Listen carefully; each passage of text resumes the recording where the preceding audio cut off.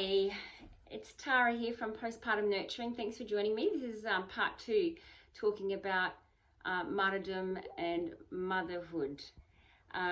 So in this video, I'm sharing 5 ways that you can sort of start to become aware and get on top of being a martyr and start to break those habits.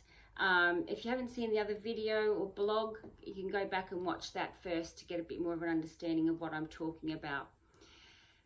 But essentially, I see that a lot of us mothers have become martyrs, and it's, you know, usually from what we've seen, our mothers and other women do.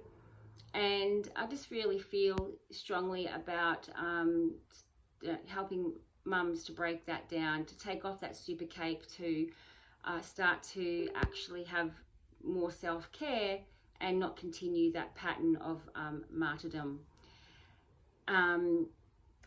So with these 5 things, I will be looking at my notes just so I can stay on track. Now, here's a disclaimer. I'm not a counsellor. I'm not a therapist in any way. I have been trained in motherhood, NLP, life coaching, and basically my own life experiences, and just sharing with you what I've observed, what I've experienced, what I've learned, you know, so that I can help mums be the mum that they really want to be, and come from that loving place as much as you can. We're always growing, always evolving. All right, so as I mentioned, the first step is becoming aware. First of all, if you go back and watch that first video and recognize any of the 7 signs that I've got about being a martyr, you know, that's just becoming aware. You're like, oh, okay, light bulb goes on, and like, okay, yeah, I do that, without any judgment or, you know, self-criticism. So always the first step is awareness is for healing and making those changes happen. Then the second step is to get out a journal and just write down these questions. If you happen to be on the website and go to the blog, you'll see them written down. But just write these questions out. So I'll go through them now. What does doing all these things for others make me feel? That's the first question. The second question: if I stopped doing everything for everyone, how would I feel? The third question: when I say no to someone, how does that feel? Question number 4: where did I learn this pattern? Who did I see be a martyr? And where did I learn to sacrifice myself for others, or being selfless? The 5th question is: how would it feel if I set some boundaries and listen to what I need first? So the next step, after you've written down those questions, is asking yourself one more question, and that is, and this is to ask and answer truthfully. Like, really sit with the question and feel that answer, like hear that answer and what comes up. And trust the first thing that comes up. So ask, am I willing to change this? Am I willing to look after myself first and feel what comes up for me when I say no to others?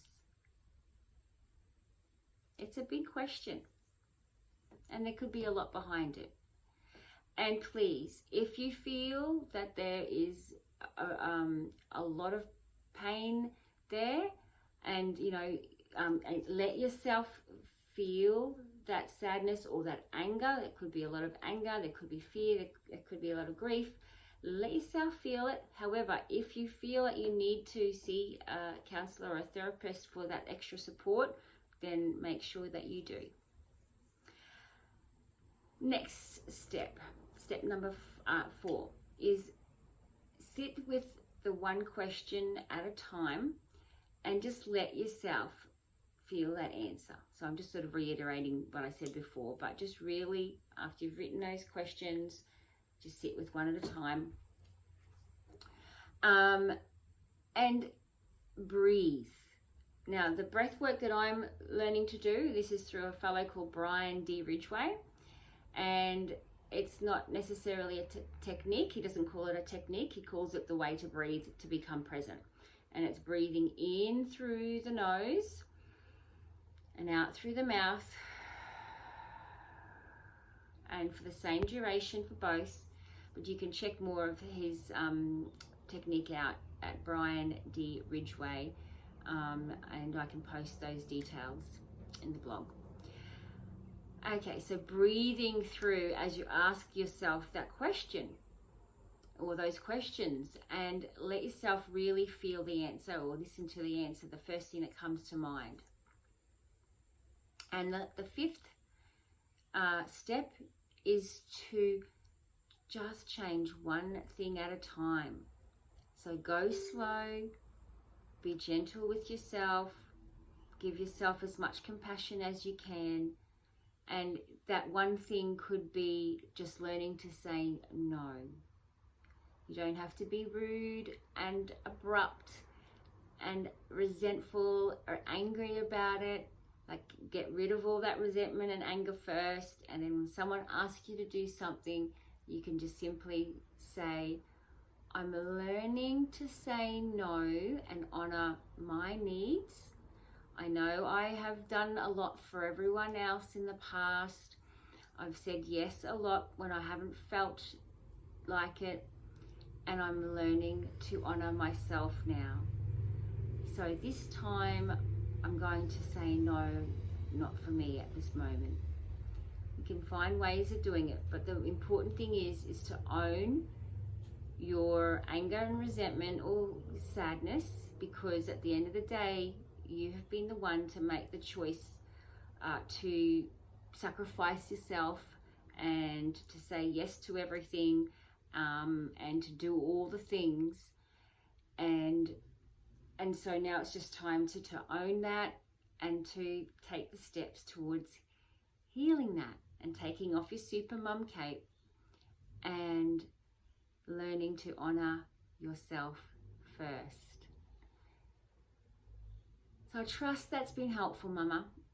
If you need to have help in any way, just someone to chat to or anything like that, you can book a free call with me. As I said, I'm not a counselor or a therapist, but I can help, maybe with some life coaching.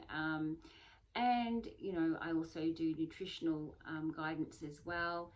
And we can maybe work things out together and have you on the path being the mum that you really want to be. All right. Many blessings. Talk to you soon. Bye for now.